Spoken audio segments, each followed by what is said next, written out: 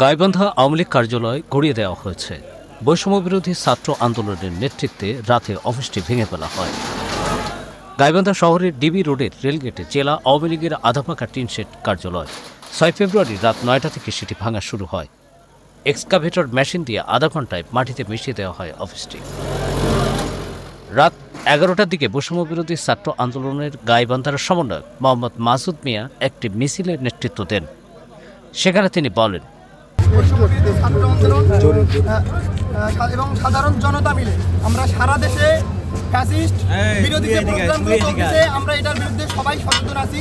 সেই উপলক্ষে আমাদের গাইবান্ধাতেও আজকে বৈষম্য বিরোধী ছাত্র আন্দোলন, সাধারণ জনতা, অন্যান্য রাজনৈতিক সংগঠনের ভাই বন্ধুরা সবাই আমরা গাইবান্ধায় আওয়ামী লীগ এবং সন্ত্রাসী সংগঠন ছাত্রলীগের যে অফিস ছিল এটা আমরা উৎখাত করেছি।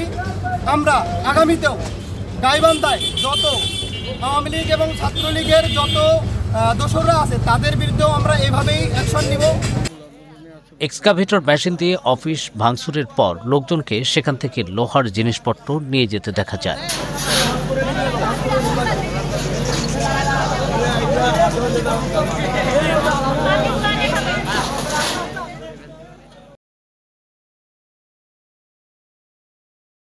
কেউ না বুঝলেও আমরা আপনার প্রয়োজন বুঝি, আর তাই তো অত্যাধুনিক ফিচার সম্বলিত বিভিন্ন সাইজ আর কালারের ২৫০টিরও বেশি ডিজাইন অপশন নিয়ে ওয়ালটন স্মার্ট ফ্রিজ বোঝে আপনার প্রয়োজন।